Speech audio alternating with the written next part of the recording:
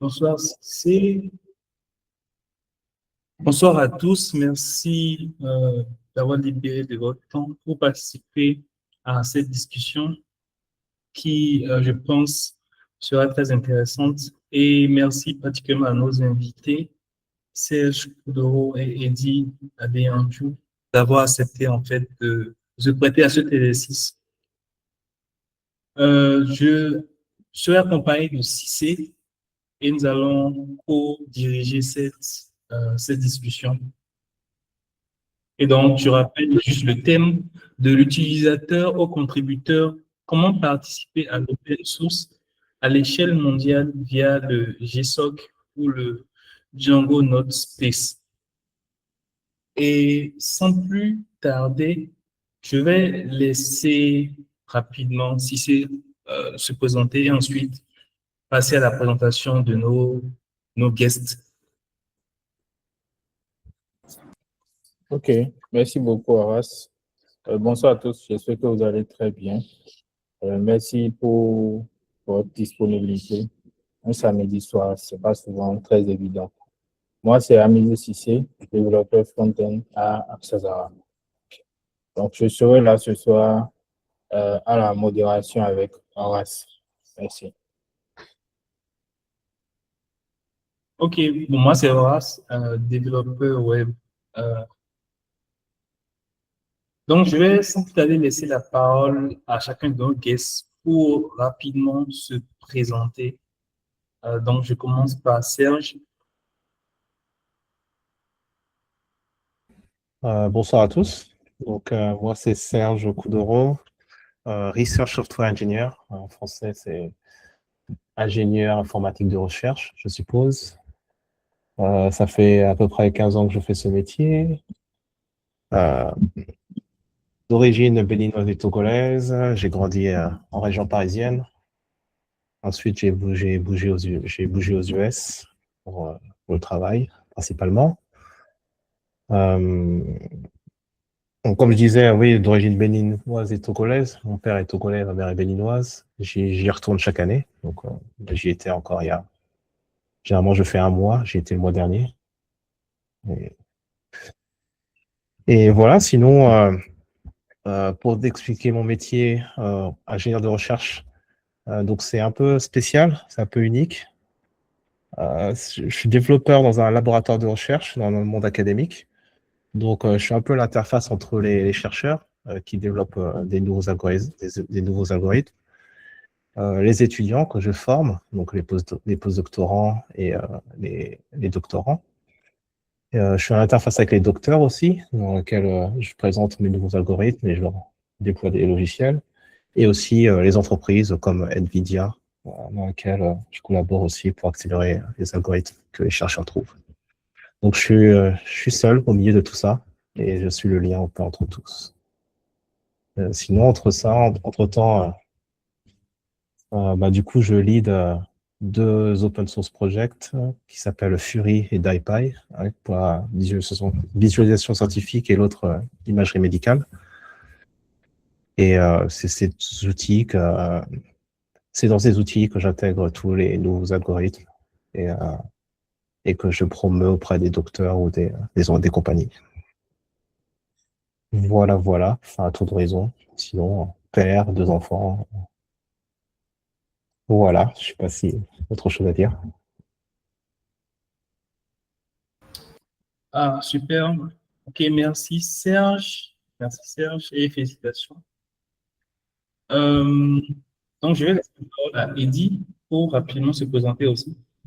D'accord, rapidement, moi c'est Eddy Adeyanju, je suis co-organisateur de Python Bénin. Je suis dans le monde professionnel, lead backend à Westaff Digital Services et contributeur open source sur Django. Je suis également actif dans le programme Django Node Space. C'est l'essentiel pour le moment.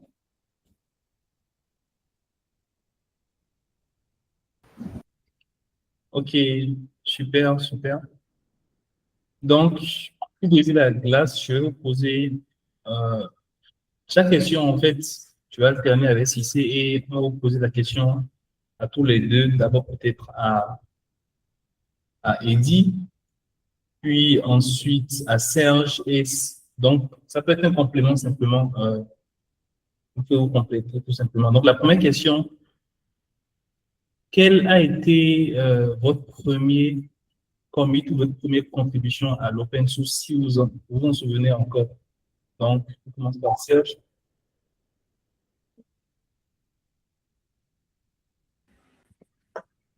Moi, ça fait très longtemps. À l'époque, c'était encore, on utilisait SVN et pas Git. Et c'était sur OpenCV.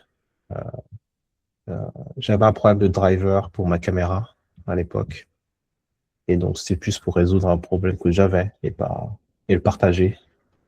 Donc, c'est là où c'était mon premier commit. Voilà. Ah, super, SVM. OK.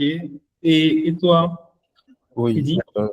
avant de répondre à la question, je voudrais marquer une pause, si vous permettez, pour saluer deux invités du programme Django Notes. Il y a ici Daniel et Sarah Abderrahmane. Elle me dira si je prononce bien. Donc, Sarah est la vice-présidente de Django et l'un des fondateurs du programme Django Notes Space. Donc, Super, pour c'est un plaisir de les avoir. Pour répondre à la question, ma première contribution open source, c'est récent, je pense que c'est l'année passée que je l'ai démarré. La petite histoire, c'est que ça n'a pas été mergé. Je ne l'ai pas abouti. La toute première, je me suis assigné le ticket, mais j'ai pas eu assez d'éléments pour démarrer. La deuxième, c'était par rapport à la documentation. J'ai pu faire un PR, mais je n'ai pas abouti. J'ai laissé quelqu'un d'autre évoluer là-dessus. Et celle qui plutôt a abouti à être émergée, c'est la plus récente que j'ai fait durant le programme Django Note Space, où j'étais encadré de mentors et d'autres Django Notes. Super.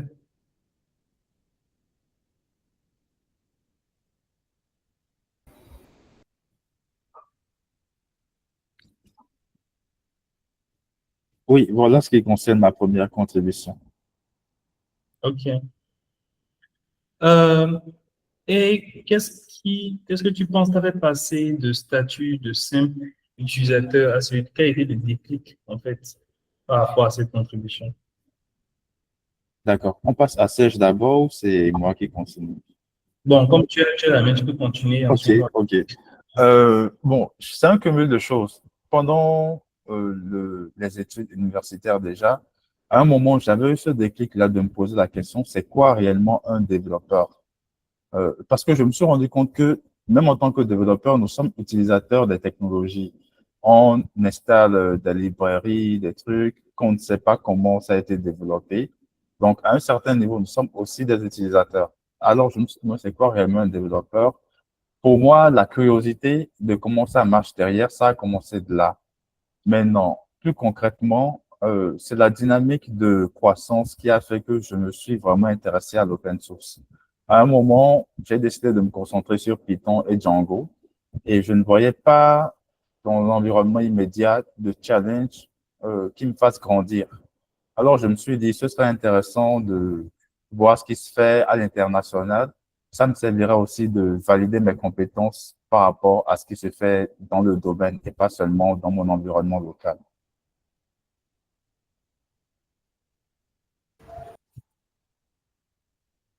OK, super. Et Serge, en fait, quel a été le déclic pour toi? De mon côté, je pense que je me suis pas vraiment rendu compte à l'époque. C'était vraiment, j'ai toujours adoré depuis que j'ai commencé dans l'informatique, tout ce qui était Linux, etc. et créer des projets. Et donc, mais j'ai aussi toujours adoré partager. Donc, ce premier commit, c'est plus euh, un problème que j'ai eu personnellement et que j'ai voulu partager. Et de toute façon, tous mes débuts de open source, ça a été ça, c'était toujours des problèmes que j'avais personnellement, que je fixais et que dès que je réussissais à fixer, ben, je partageais et c'est pas toujours mergé, c'est pas toujours, mais c'est pas grave. Ça a été partagé au moins.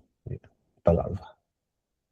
Ok, je retiens donc que globalement, dans les deux cas, c'est le besoin de soit de combler un vide, soit de partager en fait ses propres problèmes et expériences qui a été le déclic pour vous. Et est-ce que vous avez eu des doutes? Est-ce que vous avez eu des doutes, des peurs lors de cette première contribution? Genre, est-ce que mon code est assez bon, tout ça? Alors, de mon côté, ce qui est marrant, c'est que à l'époque, zéro doute. C'était juste le principe Wow. de partager. Le principe de partager. La qualité du code, j'en avais pas grand-chose à faire. Comparé à aujourd'hui, où j'ai beaucoup plus d'expérience, ou même dès que je contribue dans d'autres projets, j'ai beaucoup plus de doutes et beaucoup plus, je fais beaucoup plus attention. Avant, c'était vraiment innocent et vraiment. Donc, c'est marrant l'évolution où, quand j'étais plus jeune, j'avais moins de doutes que là, maintenant, où j'ai plus d'expérience et j'ai plus de doutes. Ok, je vois. Je veux une certaine qualité. Donc, voilà. Ouais, je vois. Et toi, Eddie? Oui, j'avais des doutes, bien sûr. Et c'est l'une des choses qui m'ont motivé à trouver un programme comme Django Notes. Parce que j'étais intimidé par la code base de Django. Déjà, Track avait l'air très hostile. Track, euh, c'est le logiciel pour traquer les tickets sur Django. Euh, J'avais l'impression qu'il fallait être accompagné. Et en dehors de ça, il y a que c'était pas évident pour moi. Ce qui m'a plutôt rassuré, c'était de me dire, euh, je vais vers un contexte où c'est des experts. Donc forcément, mes premiers pas seront probablement des faux pas. J'étais d'accord avec le fait de faire des erreurs et ça m'a énormément aidé et soulagé. Ok, je comprends que dans les deux cas, c'est un peu différent. L'un, c'est vraiment juste la fougue de la jeunesse. Il n'y avait pas forcément de besoin, de doute. Et après, c'est venu avec le temps, l'expérience. Mais de notre côté, toi, tu as commencé peut-être à une étape où tu n'étais plus forcément totalement junior et tu avais la connaissance de la qualité de code, et ainsi de suite. Donc, tu étais un peu intimidé avant de commencer. Ok, ok, super. Et qu'est-ce que tu penses que l'open source a changé dans ta carrière? Qu'est-ce que je pense Apporté. que l'open Oui, source l'open a source. apporté à ma carrière? Oui, C'est deux choses. Bon, c'est sur deux volets. D'abord, techniquement parlant, ça m'a aidé à avoir plus confiance en moi, sur mes aptitudes, mes compétences. Actuellement, je suis sur un poste de lead backend. Avant Django Note, je n'aurais pas eu le courage de postuler à ce genre de poste de responsabilité. Et malgré les compétences qui étaient déjà, la confiance n'y était pas. Donc, l'open source m'a aidé à changer ça. Maintenant, humainement parlant, c'est l'accompagnement, c'est le réseau que ça aide à créer. Pas juste le réseau pour la forme, c'est réellement des gens qui sont là pour toi, c'est une communauté. Autant que dans Python Bénin, on est très solidaire. Si j'ai n'importe quel souci, je sais que je peux contacter Junior ou Horace, il va réagir.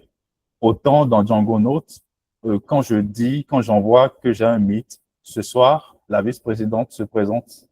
C'est ce rapport humain à humain qui est très concret, qui brise la solitude du métier. Parce que être développeur, c'est très solitaire. Tu es derrière ton ordinateur, tu codes et on se sent très seul.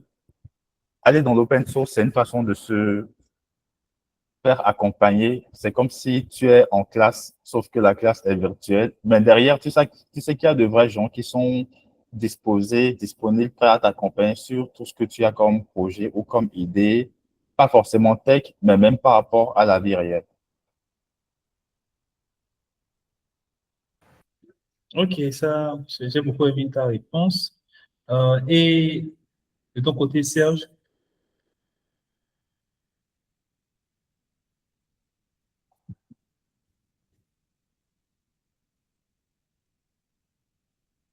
allô, Serge est toujours avec nous. Je confirme complètement, désolé, j'étais en mute. Ah, ok. Je confirme complètement ce que Eddie a dit. C'est très relevant. Moi, ce qui m'a apporté, c'est vraiment aussi le réseau. Le réseau et avec le réseau, ça ramène de la confiance aussi. Donc, sur ce point-là, je pense que l'open source, le fait d'avoir une communauté et de faire partie d'une communauté est vraiment important. C'est ce qui m'a apporté le plus, je pense, d'une manière générale. Ok, merci beaucoup pour le retour. Donc là, nous allons passer à des questions pour mieux connaître ou comprendre c'est quoi le GSOC et aussi le Django Workspace. Donc, je vais laisser mon collègue Cissé continuer.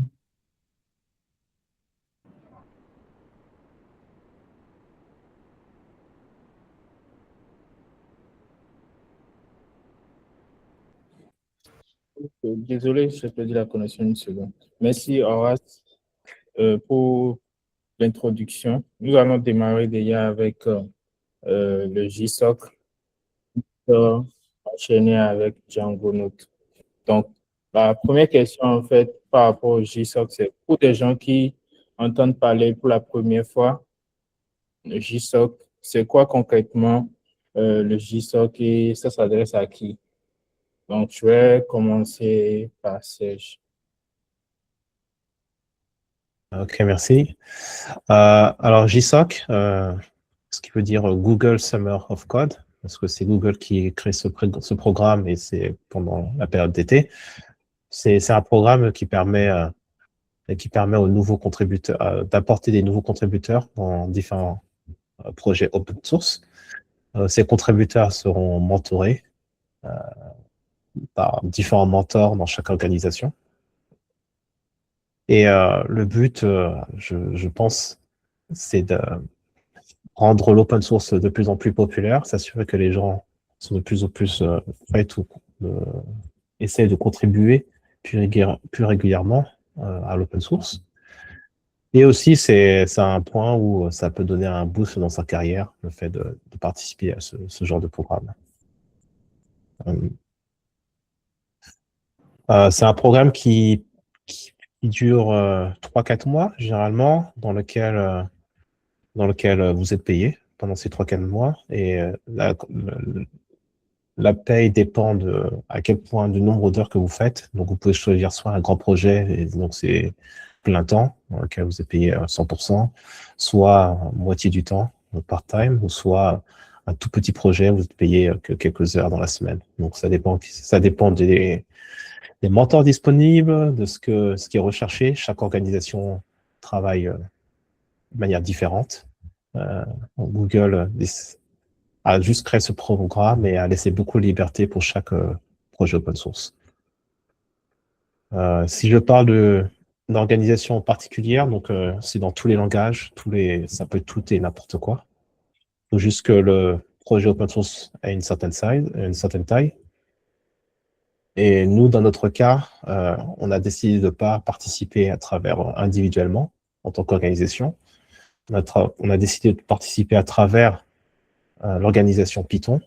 Donc Python, généralement, ce qu'ils font, c'est qu'ils demandent à des sous-organisations, des projets open source Python, qui veut participer. Et ils vont faire l'application. Ils vont s'occuper de toute la partie administrative et nous, on s'occupe de recruter les étudiants. Il faut savoir qu'avant, à l'époque, c'était que pour les étudiants. Aujourd'hui, c'est pour tout le monde. Si vous n'avez pas contribué dans l'open source, vous pouvez travailler et vous pouvez toujours participer à Google Summer of Code. Il faut juste prouver que vous n'êtes pas déjà un contributeur de l'open source, tout simplement. Voilà, je ne sais pas si les gens ont des questions particulières. C'est une grosse vue d'ensemble. Je peux rentrer plus en détail, mais je ne sais pas s'il y a des questions particulières sur ce programme. Ok, merci beaucoup. Eddie, tu as quelque chose à ajouter? Non, pas par rapport au JSOC, je pense qu'il a bien présenté. Sauf que il a parlé de plusieurs organisations qui participent au JSOC. Django, par exemple, fait partie des organisations qui sont régulièrement sur le JSOC également. Bon, ça ferait une belle transition vers Django Notes, mais je laisse la modération conduire d'abord. D'accord. Merci beaucoup, Serge. Il y a déjà des mains levées. Donc, ce qu'on va faire, si vous avez des questions, pour ne pas peut-être oublier votre question, notez-le dans le chat. Dès qu'on arrive sur les questions, nous allons vous donner la parole pour poser aisément votre question. Donc, ma question suivante, en fait, c'est de savoir, en fait, par rapport à ce programme, avant de participer au programme, je pense qu'on choisit une organisation et un projet avec lequel on doit postuler. Donc, avec ton expérience, en fait, comment tu penses que pour quelqu'un qui veut participer au GSOC pour la première fois, comment est-ce qu'il s'y prend pour choisir l'organisation par laquelle il veut participer à, au GSOC? Ensuite, c'est quoi les erreurs qu'il doit éviter surtout? Alors, pour le GSOC, je dirais que bah, ça dépend de sur lequel la personne est le plus confiante, est la plus confiante. Donc, et ça dépend aussi de ses compétences. Donc, si par exemple, une compétence en C++, je chercherais, ou si je suis très compétent en C++ ou en C# et j'adore les jeux vidéo, et ben, je vais essayer de trouver une organisation comme Unreal, qui est là de temps en temps. Et j'essaierai de postuler entre ce genre d'organisation. Donc, ça dépend vraiment. Là, dans notre cas, on est quand même dans Python. Donc, je suppose que tout le monde a un intérêt sur Python. Donc, ou déjà, pas faire l'erreur. Comme Eddie l'a dit, il y a aussi Django qui est sa propre organisation. Donc, pas faire l'erreur d'aller que dans Python. Regardez toutes les organisations possibles si les personnes, si le groupe le fait indépendamment ou sous les ailes de quelqu'un. Donc là, par exemple, Django le fait pas sous Python, il le fait individuellement. Donc, je chercherai en premier, je chercherai toutes les organisations qui font du Python. En deuxième, je regarderai ce qu'ils font exactement.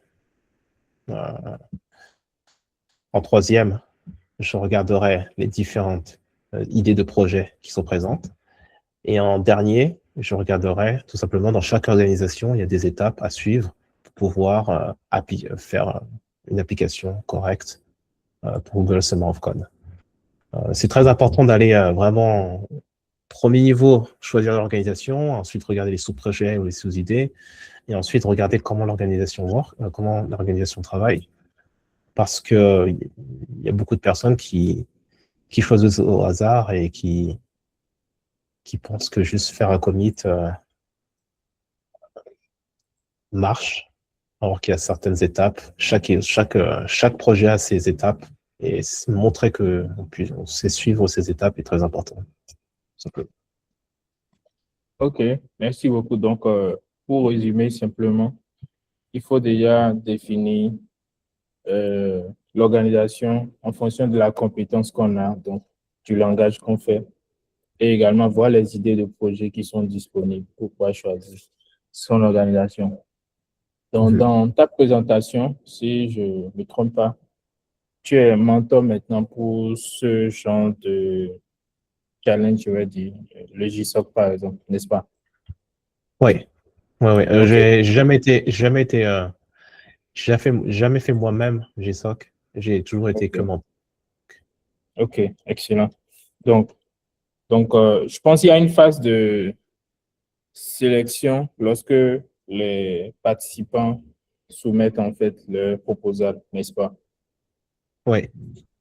Voilà, donc en tant que mentor, c'est quoi les bonnes, comment je vais appeler ça, bonnes pratiques ou bien c'est quoi les structurations assez intéressantes qui retiennent votre attention quand vous avez des soumissions des participants au GSOC?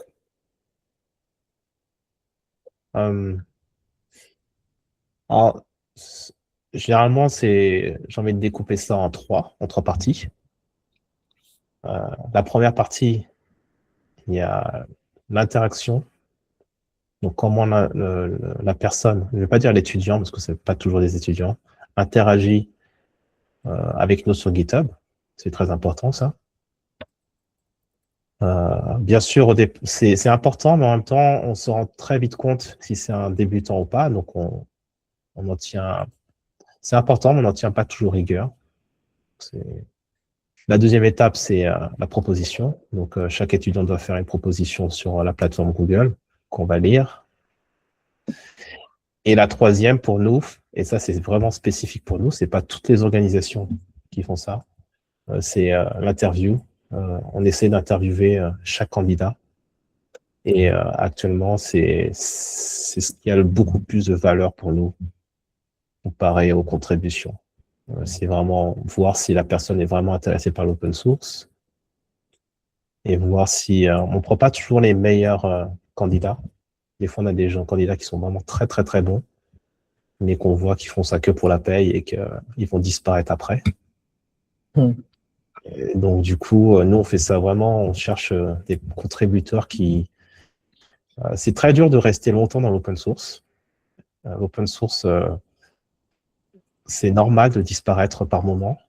Nous, on n'en tiendra pas rigueur, mais si demain, par exemple, j'ai une question pour toi par rapport à un code que tu as fait il y a très longtemps, et que tu es capable de revenir parce que tu es dans la mentalité d'open source, de dire « Ah oui, j'ai fait ça parce que… » Ben, on sera très content déjà. Et il y a beaucoup de personnes qui disparaissent après avoir fait Google Sum of Code, et c'est très triste pour l'open source, parce que ce n'est pas le but initial.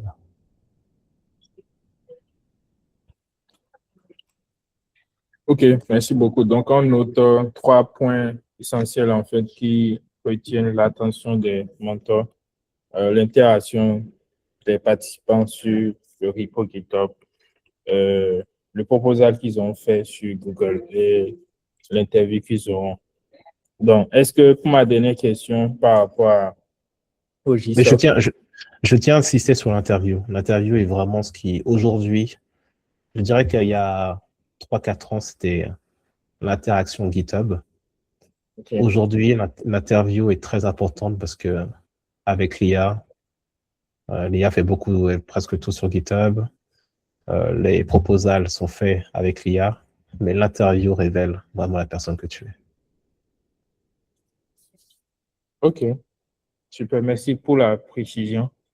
Donc, pour la dernière question d'abord, pour terminer avec le GSOC, est-ce qu'il faut être absolument, je pense que tu l'as déjà mentionné, est-ce qu'il faut être absolument étudiant pour participer ou bien quelqu'un qui est un professionnel du secteur peut participer? Non, tout le monde peut participer à partir du moment où vous n'avez pas fait d'open source avant.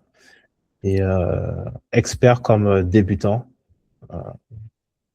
nous, je sais qu'on généralement, on aime bien prendre quelqu'un qui est très fort techniquement et un qui est très débutant, dès qu'on a le temps. Parce que faut rappeler que beaucoup de mentors font ça gratuitement et ça prend beaucoup de leur temps de l'été, quand ils pourraient être en vacances. Et bon, cette année, par exemple, j'ai pas de temps, donc du coup, je prends qu'un seul étudiant et j'ai pris moyen. J'ai pas pris le plus fort, j'ai pas pris le plus trop débutant, j'ai pris le moyen par rapport à mon temps. Mais je sais que chaque organisation travaille différemment, donc c'est très important de comprendre comment l'organisation travaille. Et ça, c'est grâce à l'interaction sur GitHub, vous aurez des informations. OK, merci beaucoup.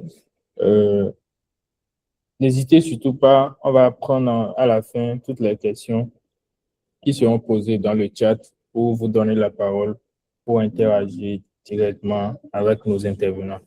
Donc, merci. À Serge, je vais laisser la parole à Horace pour la suite. OK, merci Cissé, merci Serge. Donc, nous allons passer à Django Namespace pour essayer de mieux comprendre avec Eddy, principalement comme c'est lui qui interagit avec. Et si Serge a des choses à rajouter, il peut rajouter. Donc d'abord, Eddy, le même exercice que pour le GSOC, hein. C'est quoi Django Namespace? Comment ça se différencie, si tu le sais, du GSOC? D'accord. Django Node.js, c'est un programme.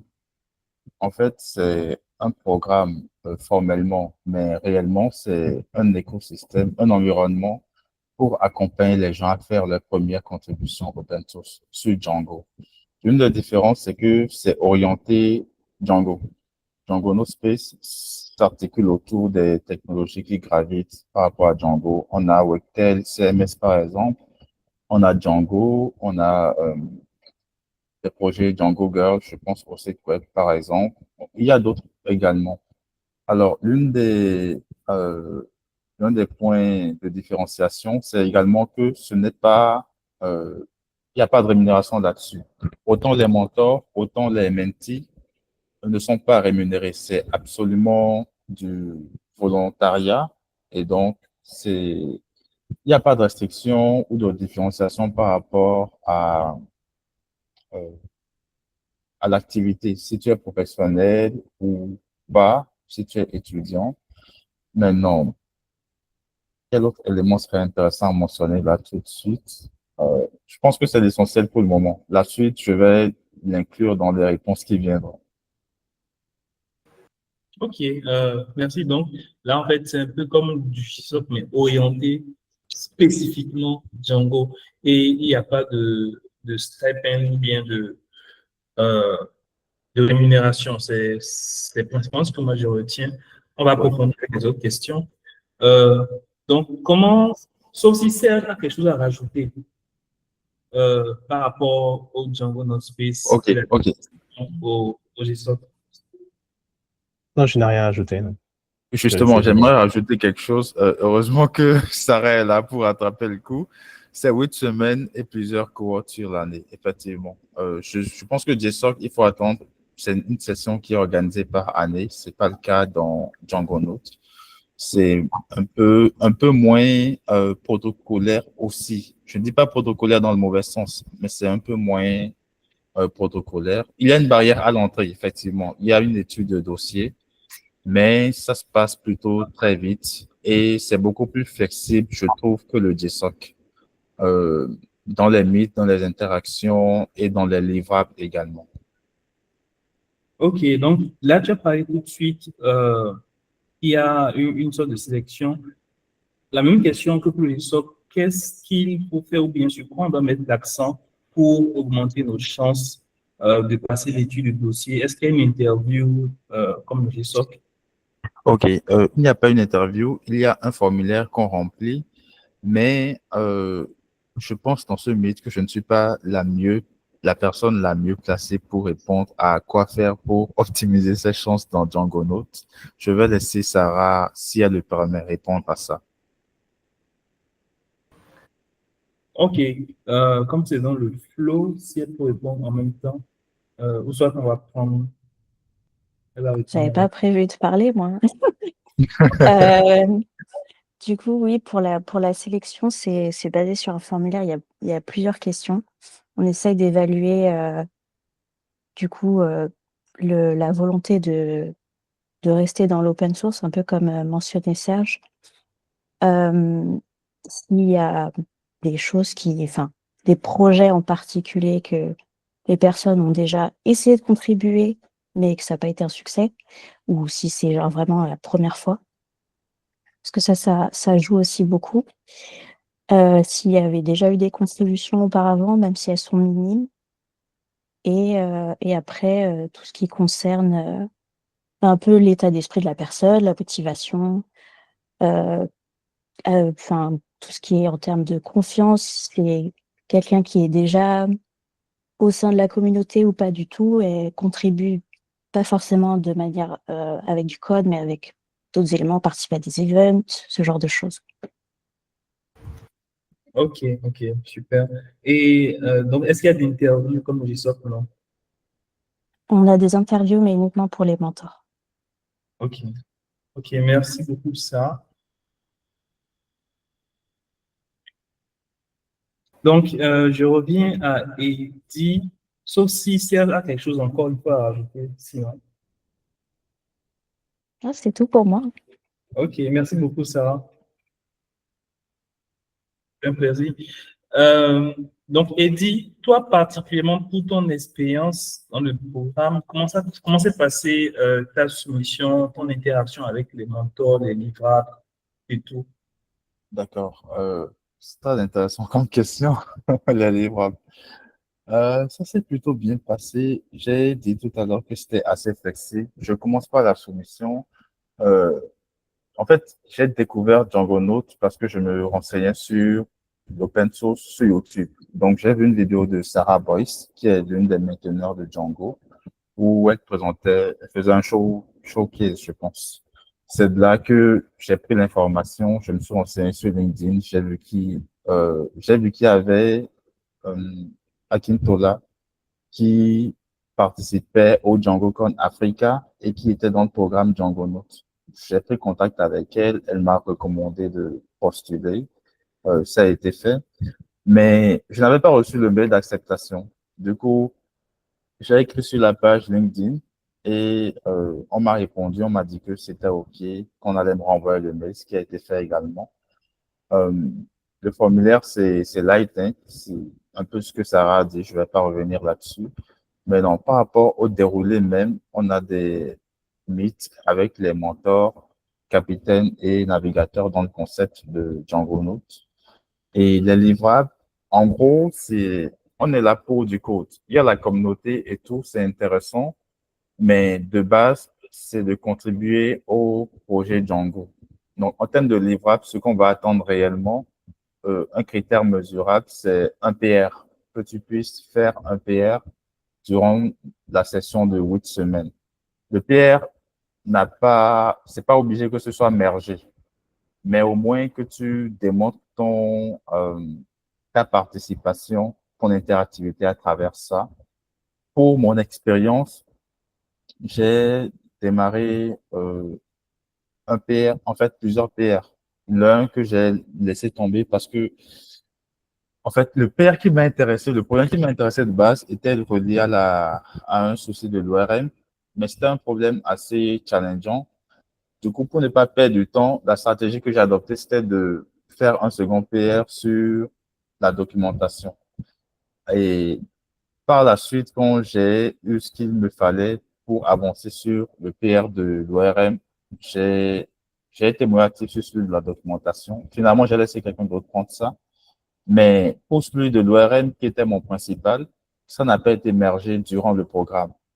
Même après le programme, je discutais encore avec les reviewers qui me demandaient pourquoi j'ai écrit tel code, ceci sert à quoi, qui suggéraient également des corrections que j'intégrais, ajouter des tests, refactorer certaines choses. Donc, c'est un travail qui s'est fait longtemps aussi par la suite et qui, heureusement, a été émergé il y a quelques semaines. Ok, félicitations, félicitations. Ouais, c'est toujours bien d'avoir son code immergé. Ok, ok, la dernière question sur Django Now Space pour toi.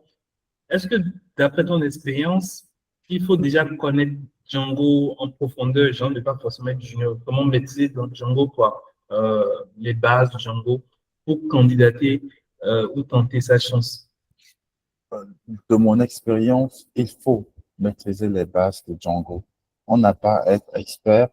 Ce qui est intéressant, c'est que dans le programme, en vrai, tu côtoies ceux qui peuvent se dire experts sur la techno. Mais même ces gens-là te disent souvent qu'ils n'ont pas la réponse à tout. Et réellement, ils n'ont pas la réponse à tout. Donc, on ne cherche pas à être expert, mais il faut se familiariser avec la techno et pouvoir démontrer son intérêt par certaines choses qu'on a fait autour de la techno. Ok, ok, je comprends. Ok, merci. Et d'ici, les personnes ont des questions, ils pourront, je vais les laisser, on va prendre ça à la fin. Donc, oui, Pierre, on va prendre des questions à la fin. Tu peux noter, hein. Donc là, nous allons essayer maintenant de comprendre ou avoir des questions sur l'open source spécifiquement depuis l'Afrique. Je vais laisser Cissé continuer avec ce volet. OK, merci beaucoup, Horace. Merci aux invités. Donc, la troisième partie de cette séance va concerner l'open source de façon générale en Afrique. Donc, on a juste 3 questions qu'on va poser. On va essayer d'avoir des éléments de réponse avec vos différentes expériences. Donc, est-ce que dans un premier temps, vous pensez que en étant en Afrique, avec les différents problèmes qu'on a, je vais parler de la connexion, du fuseau horaire et si possible, en fait, de la visibilité que nous-mêmes on a. Est-ce que ces éléments-là peuvent être des handicaps pour quelqu'un qui veut se lancer dans l'open source de façon mondiale avec ces différentes organisations qu'on a? Donc, je laisse Serge commencer, ensuite Eddy.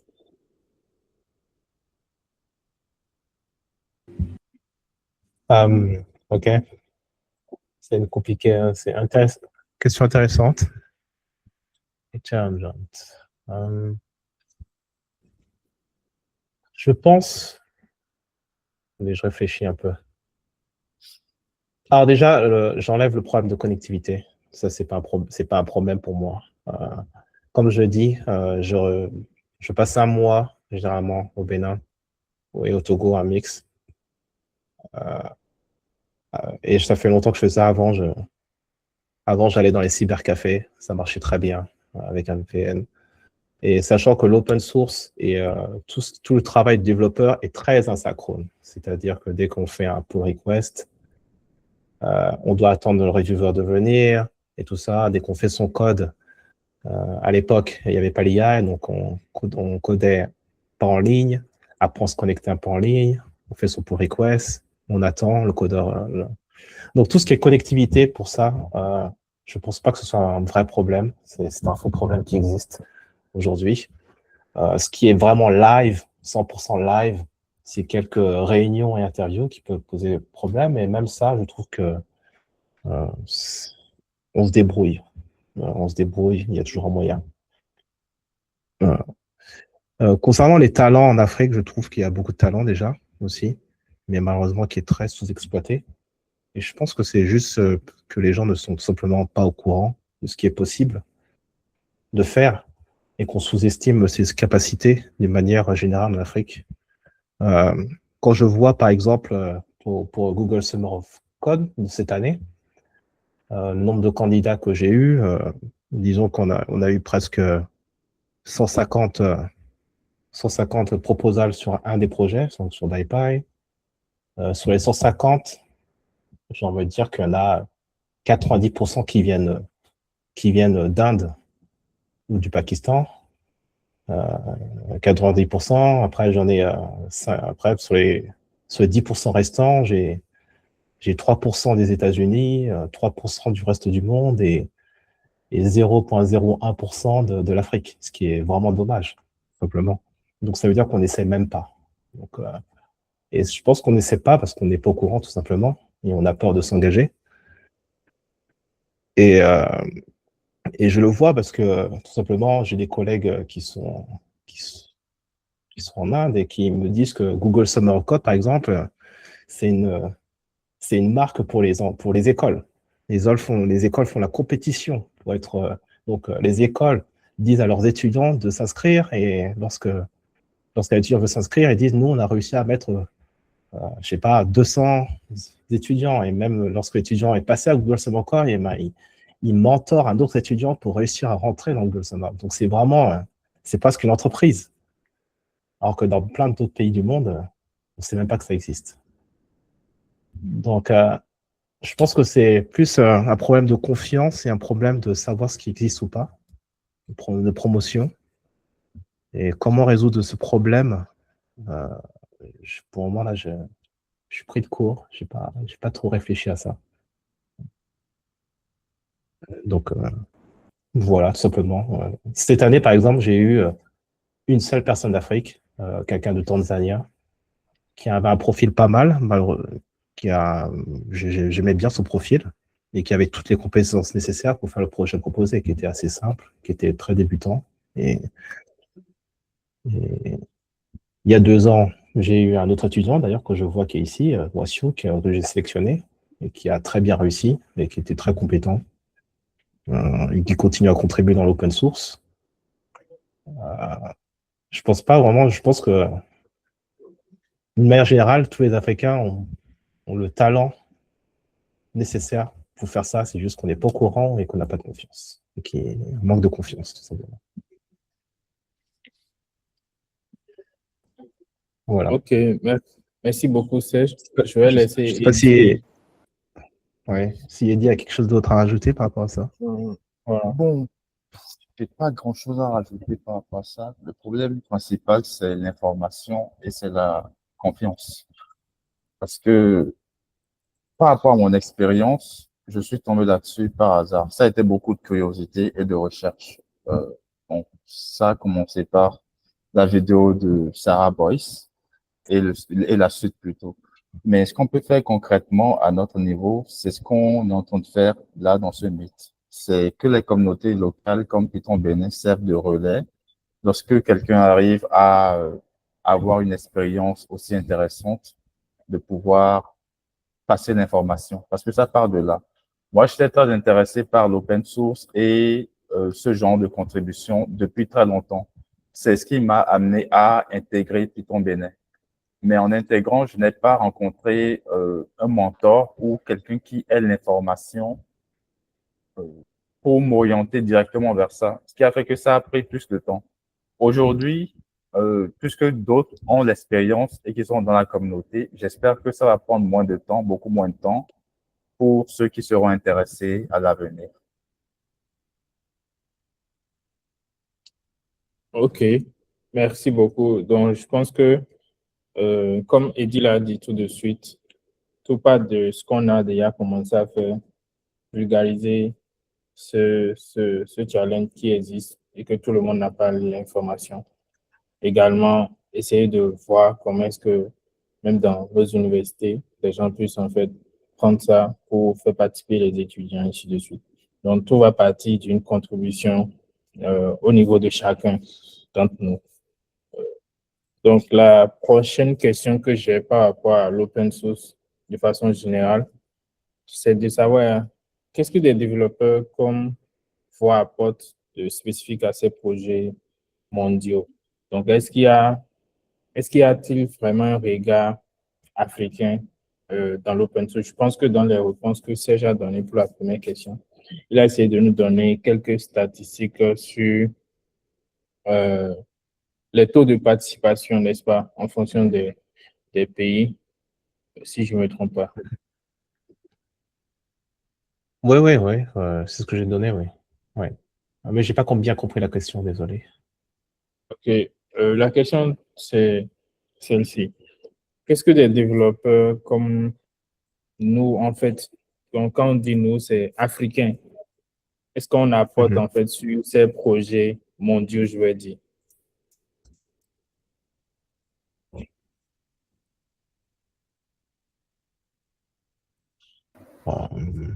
Serge, si tu es en difficulté, je peux commencer.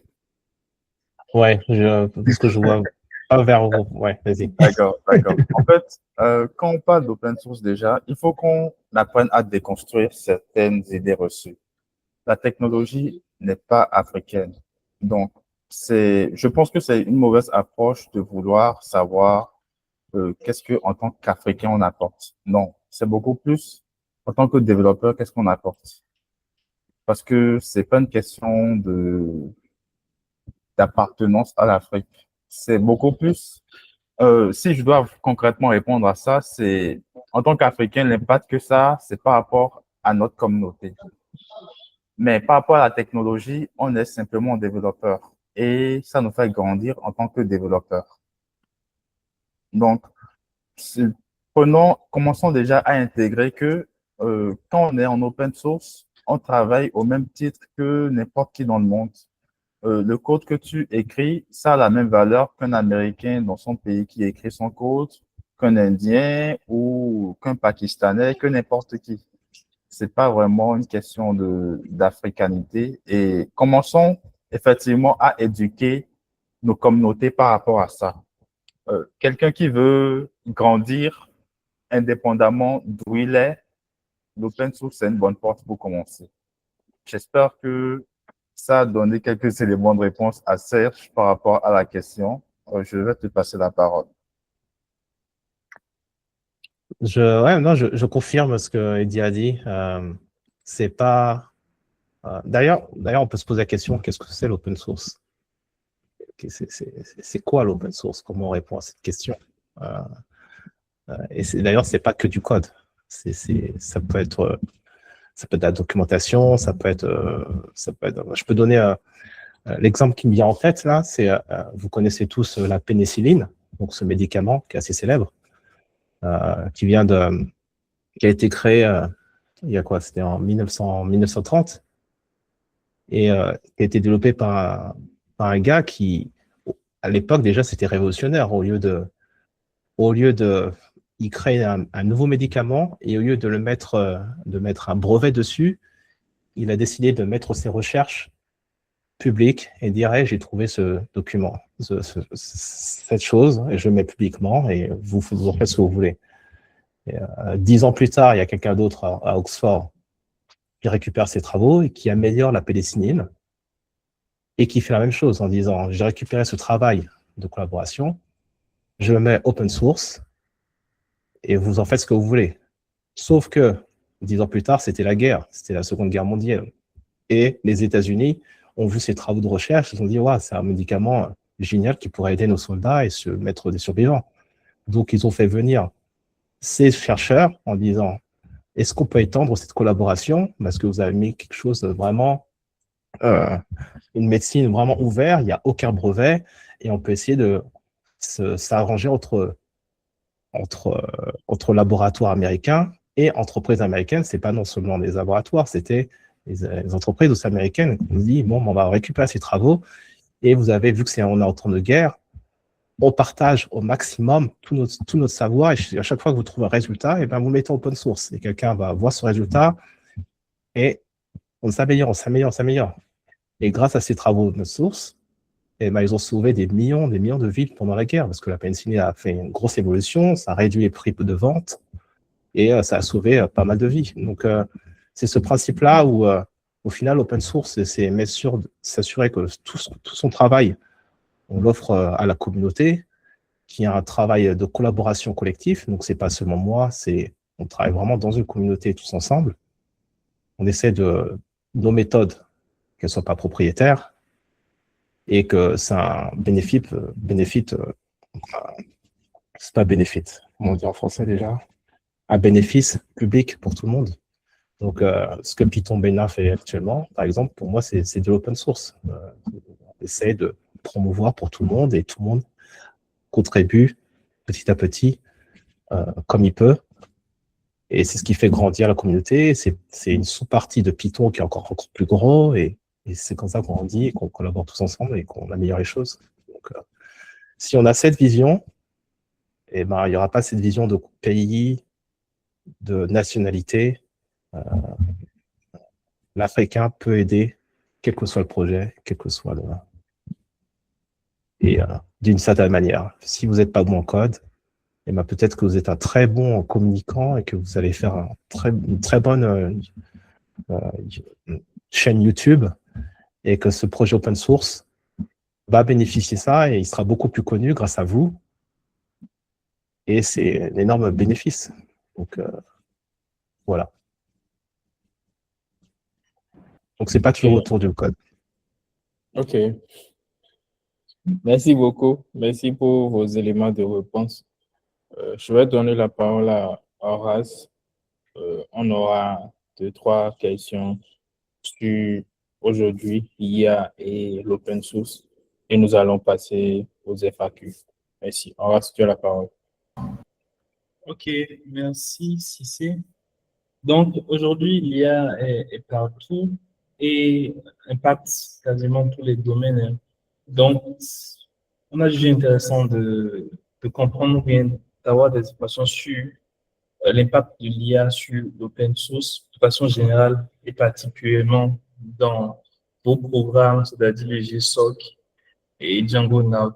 Donc, la première question Euh, Est-ce que avec des outils comme Cursor, Copilot, Claude, les avancées de l'IA, quelqu'un qui n'est pas purement dev, qui fait simplement du vibe coding, peut-il contribuer de façon euh, sérieuse à l'open source, à l'open source? Donc, je vais poser la question d'abord à Serge, de façon générale, et ensuite, de par son expérience de mentor, qu'est-ce qu'il en pense? Et ensuite, Eddy.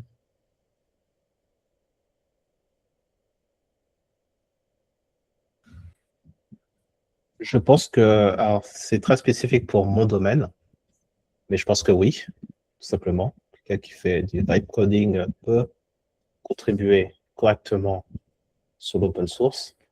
Le problème n'est pas spécialement le vibe coding, le problème est est-ce que tu comprends ce que tu fais, tout simplement.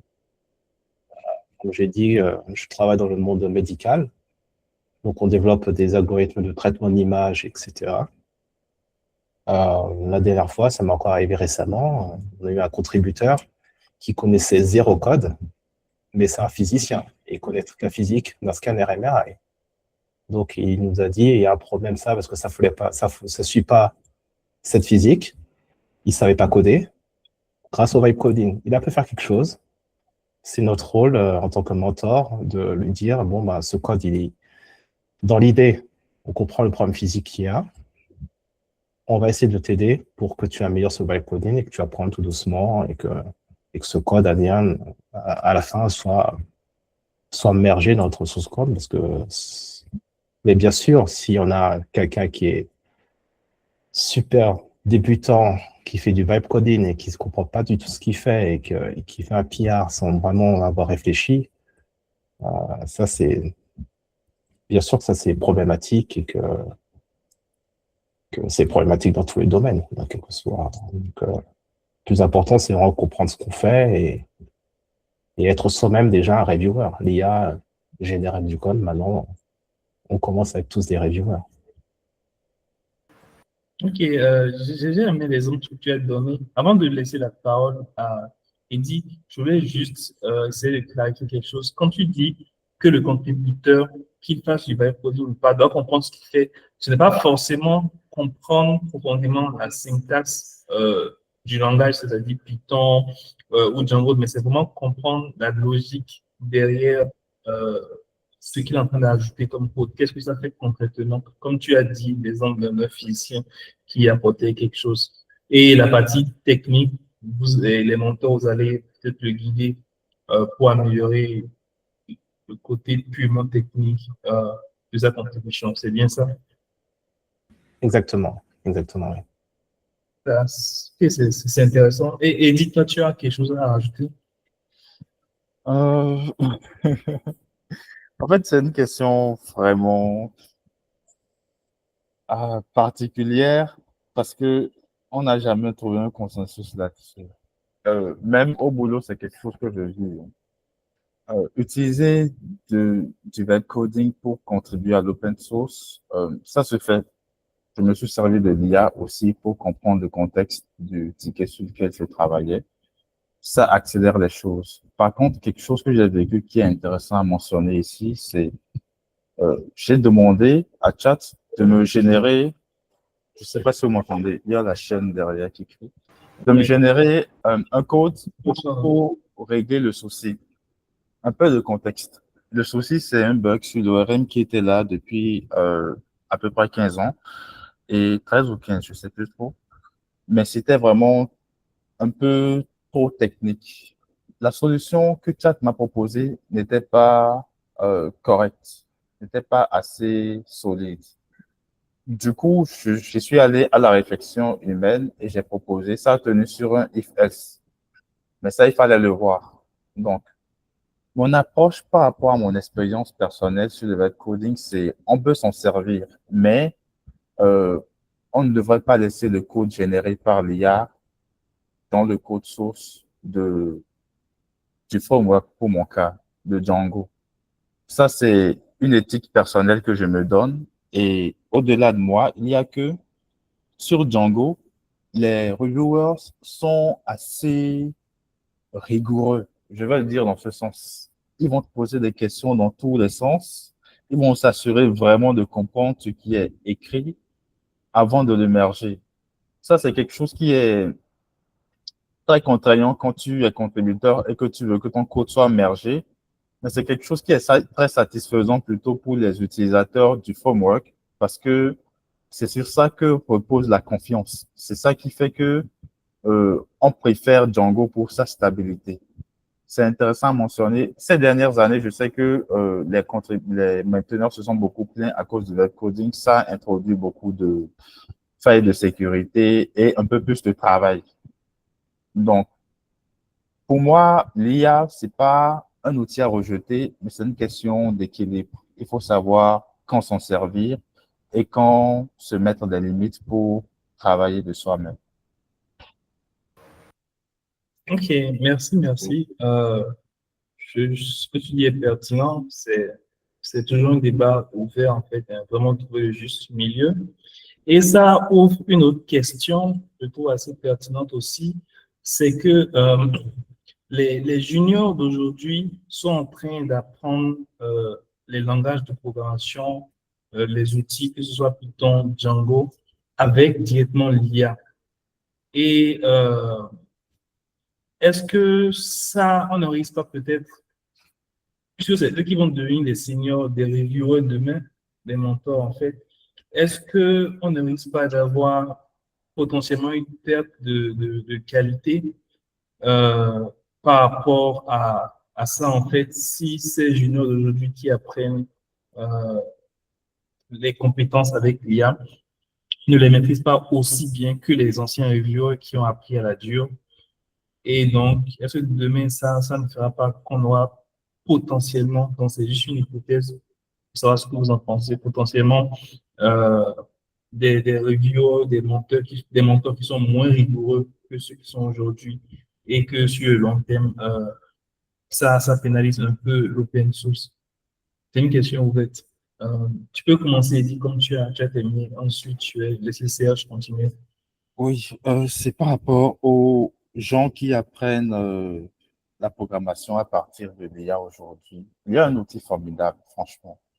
Mais le souci, c'est que quand tu n'as pas déjà l'expérience, tu ne sais pas quand la réponse générée est, est fausse. Donc, je trouve que c'est dangereux pour quelqu'un qui apprend de se baser sur l'IA. C'est discutable, mais c'est mon avis. Il vaut mieux partir sur des ressources concrètes qui ont été faites par des humains dans un cadre formel de cours.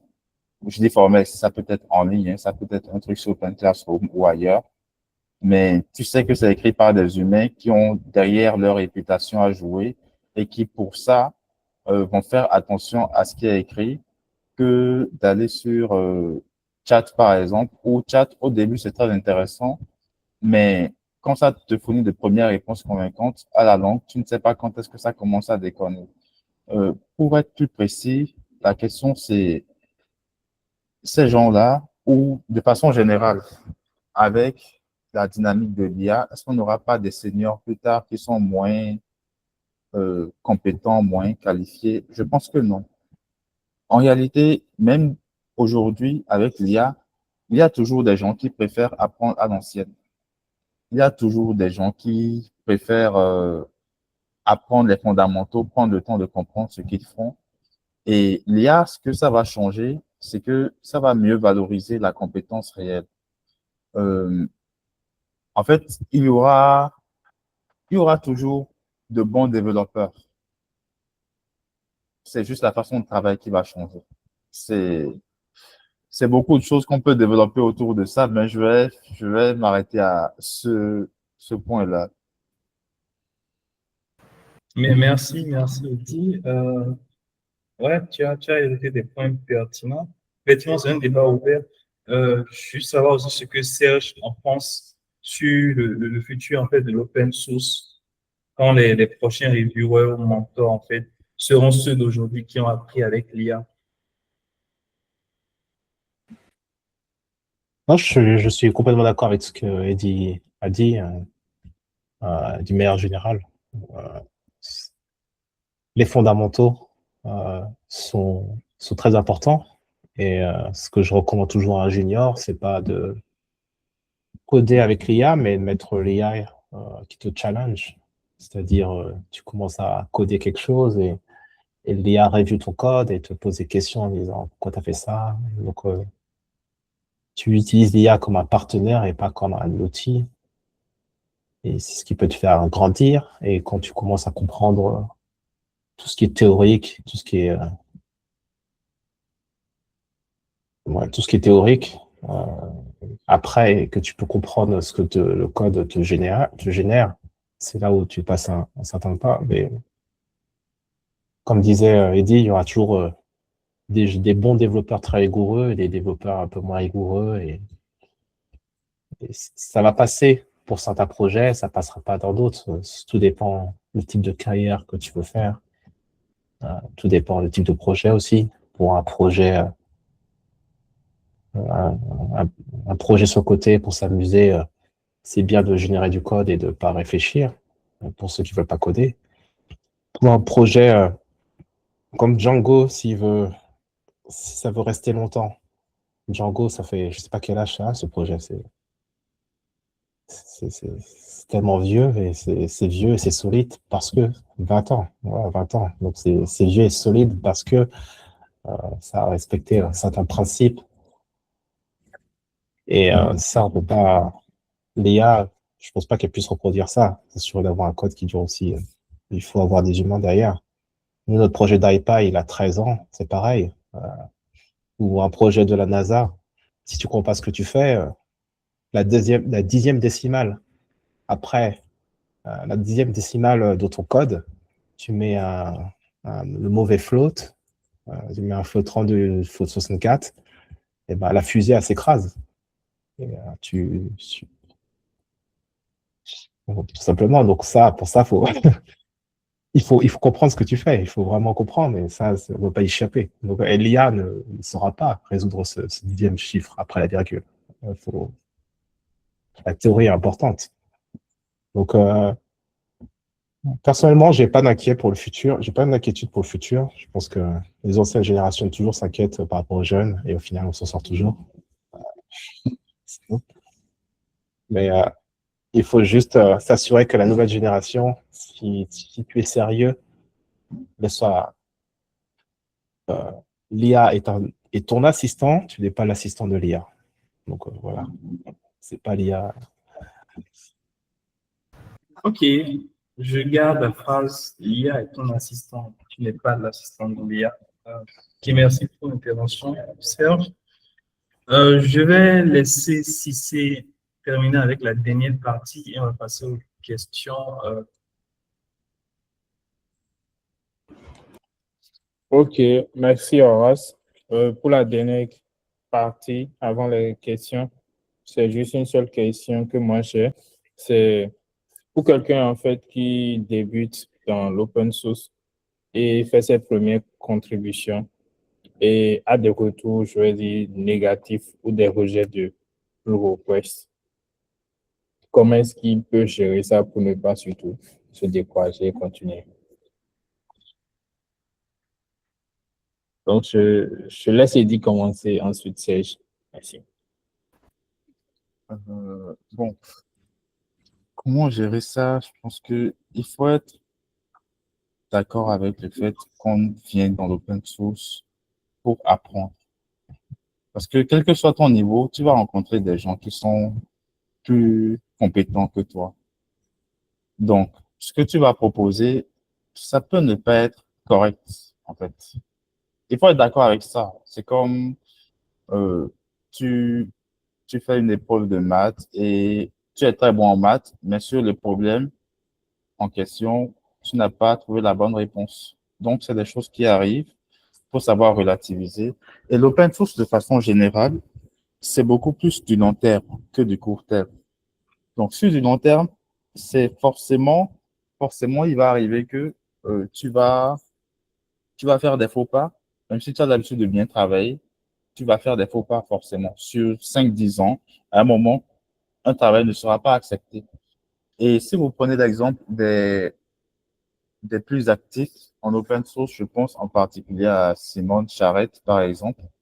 sur Django, j'ai vu il y a eu des projets sur lesquels il s'est assigné le ticket. Il a commencé, à un moment, il était très occupé, il a laissé d'autres faire, d'autres travailler dessus. Donc, il y a cette mentalité que nous devons changer en nous, de vouloir toujours faire marcher les choses.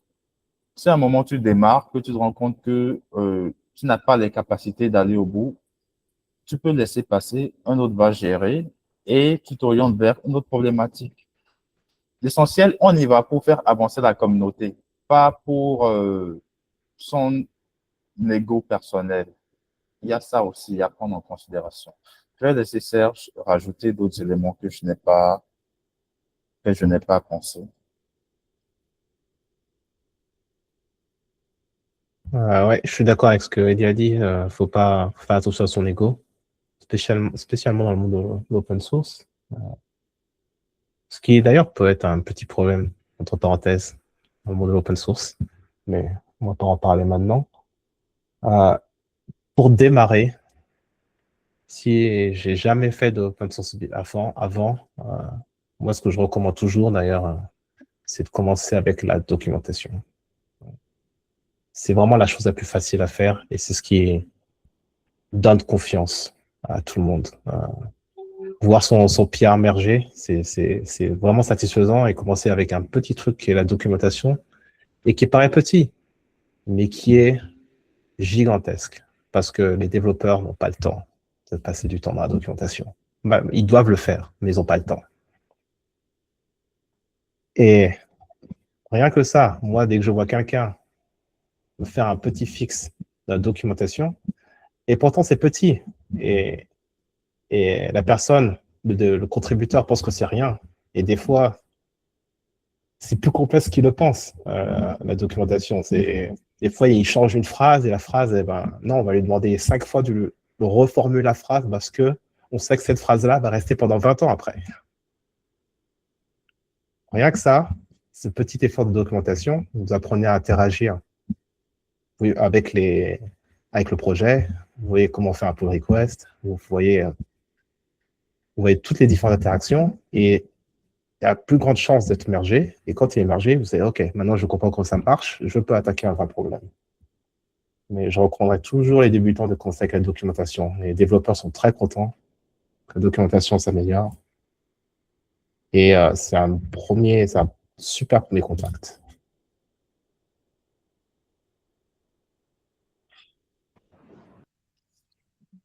OK, merci beaucoup. Merci à tous nos intervenants. Merci à l'assistante aussi. Nous sommes à la fin de cette première grande partie de notre séance sur l'open source, le JSOC et le Django Note. Donc, je vais prendre déjà les questions qui ont été mentionnées dans le chat. Maintenant, s'il y a des gens qui ont toujours des questions et qui veulent les poser à Fiv, ils peuvent lever la main, on va leur donner la parole. Donc, il y a Tawalio qui posait la question. Salut tout le monde. Période ou durée, temps accordé, quelqu'un qui a un emploi à temps plein. Est-ce que ça concerne le JSOC ou bien le Django Note? Donc, Tawalio, je ne sais pas si tu es toujours là pour peut-être prendre la parole et mieux préciser ta question. Bonsoir tout le monde. Bonsoir. Oui, bon, nous remercions les intervenants et les invités. Bon, ma question concerne TISOC. Bon, je sais que c'est chaque année et je pense que ça commence en mai ou en mars, je ne sais pas. Donc, je demandais la période dans laquelle ça commence et la période de soumission des... comment on appelle ça? Pour la participation. Ensuite, la durée que cela prend pour la durée des cohortes, quoi. Et la deuxième question concerne le temps à accorder. Donc, si quelqu'un, par exemple, et bon nombre de personnes a un emploi, par exemple, développeur à temps plein dans une boîte, comment c'est géré, en fait?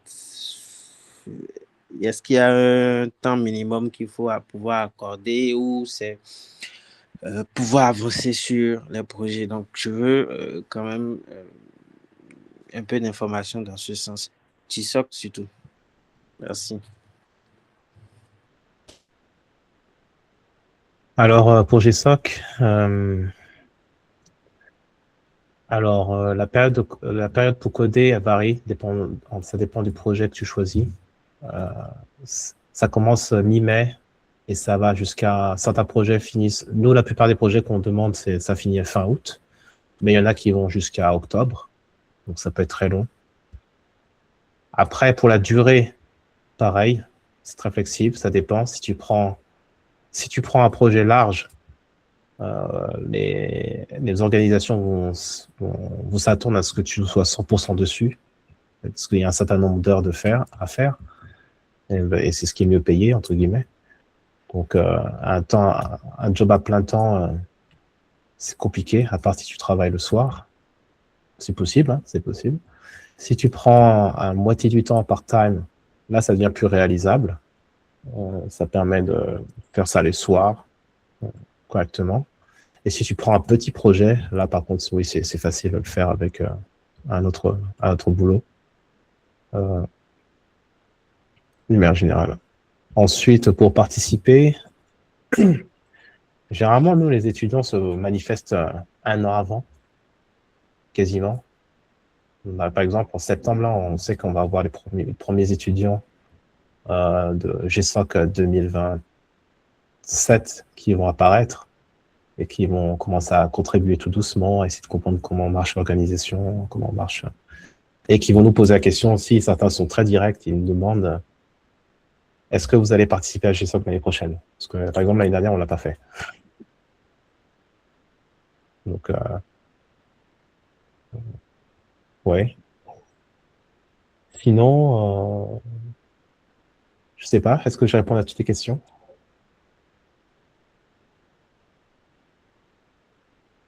Comme je dis, ça dépend vraiment des organisations. Je peux parler de mon cas particulier où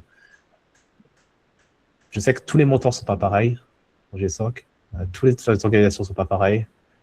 Nous, on est dans cette mentalité open source et d'ouvrir au plus grand monde. Il y a des organisations, c'est juste, ils veulent juste un développeur gratuit payé par Google et ils veulent le meilleur développeur possible et c'est pas très open source, c'est juste, c'est très direct. Donc ça varie énormément. C'est pour ça que c'est bien de se renseigner un peu comment les organisations fonctionnent. Ça varie énormément.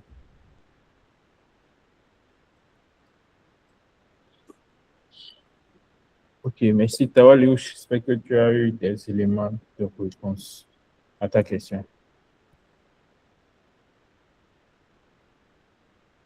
Ok. On a une deuxième question de Sarah. Elle demande qu'est-ce que tu recommandes être un bon mentor chez SOC selon toi? Je n'ai pas très bien compris. Si elle peut prendre la parole et également poser sa question. Ouais, c'était pour savoir en fait si tu as des conseils, des recommandations pour être mentor JSOC. Pour être mentor GSOC, si on ne le Ouais. fait pas avec sa propre organisation, avec son propre... Non, non, enfin, même via une organisation, plus dans le sens où, imaginons, moi, je veux être mentor et c'est la première fois que je le fais. Qu'est-ce que tu me recommanderais? Genre, je sais pas, des qualités ou des conseils pour pouvoir bien mentorer quelqu'un. D'accord. Alors, spécifiquement pour GSOC, la première étape, c'est bien comprendre le projet que tu proposes. Ça, c'est très important de vraiment bien comprendre le projet parce que tu ne peux pas donner quelque chose. Généralement, il n'y a pas un bon mentorat si le projet n'est pas bien scope, n'est pas bien cadré. Ça, c'est la première chose. La deuxième chose, je dirais d'être vraiment très ouvert et d'être patient.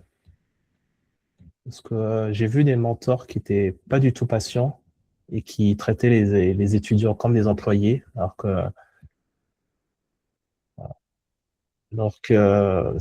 pour moi, c'est pas l'idée de l'open source. Et donc, à chaque fois qu'on a un nouvel étudiant en tant que mentor, j'essaye personnellement, et d'ailleurs notre équipe, on essaie de leur dire, maintenant tu es G5, tu es dans notre projet, on est des écales. Ok. Moi, je vais te guider, mais on est tous égaux. Si tu dois review mon PR, essaie de review, même si tu fais des erreurs, c'est pas grave. Donc, essayer de enlever ce côté de supériorité, même si tu es le mentor. Et c'est très dur parce que les étudiants te voient comme un mentor, mais essayer de mettre un peu ce pied d'égalité pour lui donner un peu plus de liberté, un peu plus de confiance et être sûr que par la suite, dès que tu n'es plus là, il puisse naviguer.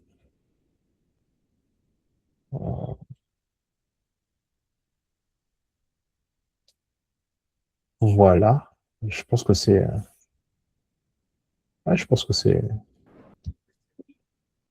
Je sais pas si ça répond à la question. Complètement. Ça répond, merci. Ok, merci beaucoup. On enchaîne avec les questions dans le chat. Quelqu'un demande comment trouver les projets open source.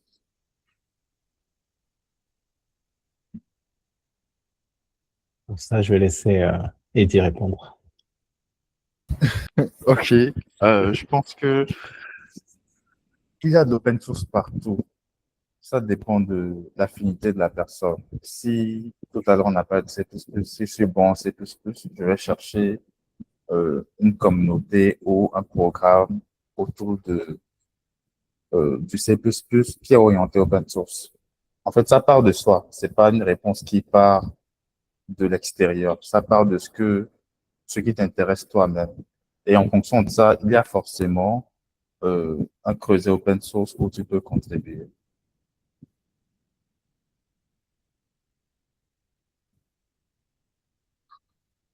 Bon, je ne sais pas si ça répond. C'est Calvin qui a posé la question.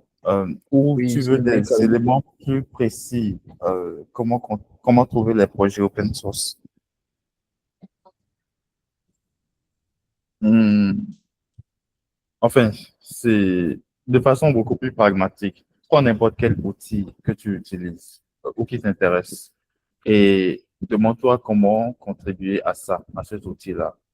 En général, quand c'est quelque chose quand c'est un outil qui n'est pas propriétaire, très souvent, il y a une dynamique open source là derrière. Ça part pour tous les frameworks du quotidien. Moi, en tant que développeur web, je sais que derrière les frameworks web, la plupart, il y a une dynamique open source derrière. En réalité, très peu de projets qui ne sont pas open source sont durables sur le long terme, sauf si derrière, il y a de gros noms de la tech. Mais un projet vraiment durable, très souvent, tu auras de l'open source derrière, soit directement, soit un à côté. Donc, c'est quelques recherches dans Google. Tu mets le nom de la techno, tu mets open source, tu lis, tu te documentes sur ce qui est possible de faire en open source. Et c'est sûr que tu auras des réponses.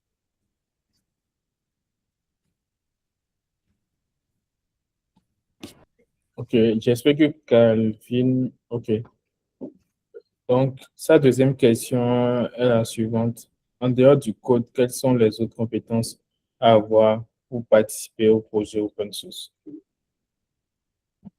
Je vais laisser Serge répondre à ça.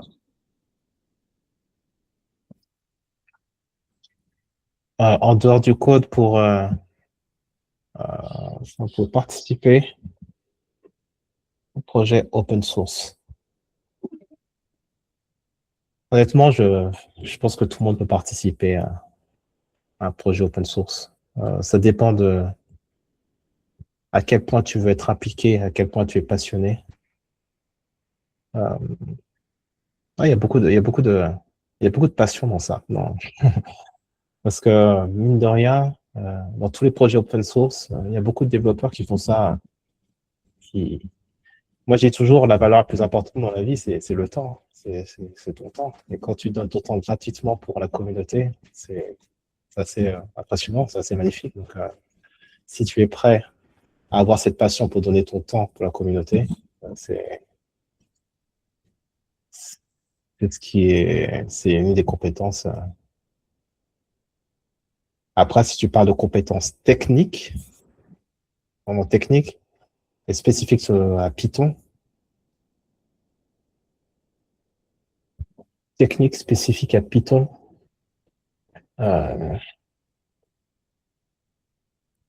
je pense qu'il faut savoir être humble, tout simplement, et comprendre la simplicité. Mais ça, c'est très dur quand on est junior. C'est très dur parce qu'on veut prouver et on veut faire du code compliqué. Et avec le temps, plus tu deviens senior pour pouvoir développer du code open source, plus tu te rends compte que si tu veux qu'un code comme Django reste pendant 20, 30 ou 40 ans, le code doit être super simple et compréhensible pour tout le monde. Une minute, Elio, une minute. Je suis encore désolé. Je veux prendre le tablette. Excusez-moi, une minute. Eddie, je te laisse prendre. D'accord. Oui, en dehors du code, quelles sont les autres compétences à avoir pour participer au projet open source? En fait, on peut participer de plusieurs façons. Il n'y a pas que le code. Il y a la communication. Par exemple, dans Django Notes, nous avons une page LinkedIn. Il y a quelqu'un derrière qui anime cette page-là. Nous avons une newsletter. Il y a des gens derrière qui animent tout ça. Donc, c'est beaucoup plus la façon de voir la question, c'est beaucoup plus comment intégrer d'abord l'écosystème. Ensuite, en fonction de ce que je peux apporter de plus, il y a forcément des moyens de faire, enfin, il y a forcément des équipes vers lesquelles s'orienter, se rediriger.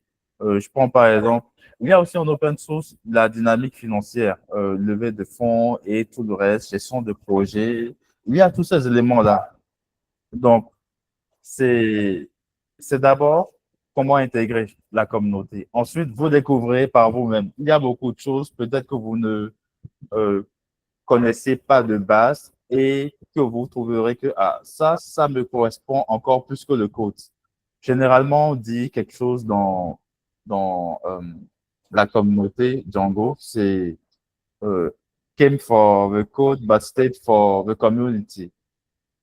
Pour dire généralement, c'est le code qui pousse les gens vers l'open source. Mais au-delà du code, on se découvre tellement d'autres affinités qui font que c'est la communauté qui fait rester, ce n'est plus le code. En fait, c'est une exploration, c'est une aventure et il faut être open à découvrir. Et j'aimerais ajouter aussi, malheureusement, l'autre compétence à avoir, c'est l'anglais. L'anglais, malheureusement, c'est l'anglais qui domine sur le monde open source. Ça a été une difficulté pour moi pour entrer dans le monde open source, l'anglais. Mais bon, je suis venu aux US et j'ai appris. Donc, l'anglais est partout. Ok,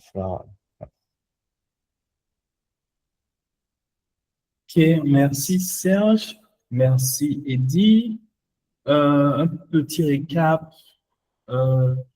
L'open source, c'est vraiment en fait on recherche ceux qui sont qui veulent être engagés, qui comprennent la philosophie de l'open source, qui ne sont pas là juste pour l'argent, parce que c'est l'open source qui permet en fait euh, avec la communauté, la force de la communauté, de maintenir des projets et d'avoir beaucoup d'autres solutions derrière en fait qui aident l'humanité. Euh, et Google GSOC, en fait, c'est un programme pour amener de nouveaux contributeurs et c'est payant. À l'open source, c'est payant, mais en fait, ça dépend des langages et de plusieurs variables. Et il y a un processus pour soumettre sa candidature et on veut filtrer naturellement ceux qui comprennent la philosophie de l'open source et il y a une contribution, bon, un stipend. C'est payé en fonction de plusieurs variables. Tandis que Django Nodespace, c'est toujours aussi pour aider à accompagner les gens à faire leur première contribution, mais il n'y a pas de rémunération. C'est spécifiquement orienté Django. Il n'y a pas de limite ou de blocage particulier pour des personnes qui veulent de l'open source depuis l'Afrique. Il faut peut-être juste aimer un peu l'anglais et avoir la passion en fait pour contribuer. L'IA n'est pas forcément un danger pour l'open source, pas du tout en fait, puisque les mentors, les reviewers sont généralement des personnes assez rigoureuses et le resteront pour garder en tête l'open source toujours sérieux et robuste.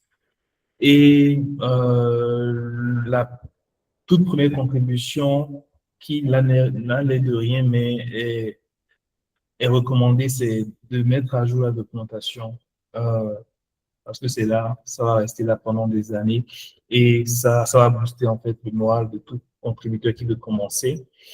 Donc, globalement, c'est ce que je retiens de ces échanges enrichissants. Je ne sais pas si tu as quelque chose à rajouter. Merci Horace. Merci également à nos intervenants. Je pense que tu as essayé de faire le tour.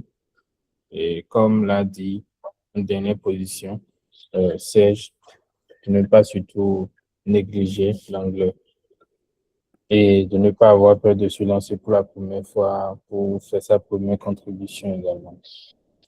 Donc, sur ceci, il n'y a plus du tout de questions. On va remercier nos chers intervenants, nos participants qui sont restés jusqu'à la fin surtout. Et je te laisse conclure. Ok, donc, encore une fois, merci énormément d'avoir fait cette contribution open source, ce meeting, donc aux participants, et dit, comme je pense que je l'ai dit, toute contribution, même si c'est une chaîne YouTube, des mythes, qui peut, d'une façon ou d'une autre, valoriser en fait les travaux open source sont grandement acceptés ou encouragés. Donc, merci d'avoir pris votre temps. Merci aux invités spéciaux, Sarah et tous les autres membres en fait des différentes organisations, que ce soit Django Space, principalement, je pense, chez SOC aussi, qui sont présents, Daniel et tout le monde. Merci d'avoir été présents. Merci à tous et on se dit à très bientôt alors. Merci à tous. bientôt. Merci à toi. Et si vous voulez, n'hésitez pas à me contacter, comme dit, par email. C'est plus simple pour moi. Ah, ok, merci beaucoup. Et Serge, bonsoir, comment ça va? Ça va très bien, oui. Merci beaucoup pour la contribution et la participation. Et merci aussi pour le partage au niveau de la communauté. Et je remercie tous les participants qui sont là quand même. Il n'y a pas de problème. Merci de m'avoir contacté. Je t'en prie. Très bien. Et merci pour ce que vous faites pour le Bénin. C'est très bien. Il faut continuer. Et dis aussi merci beaucoup. Et je demanderai aux membres de l'organisation de patienter pour le débrief. Merci à tous les participants.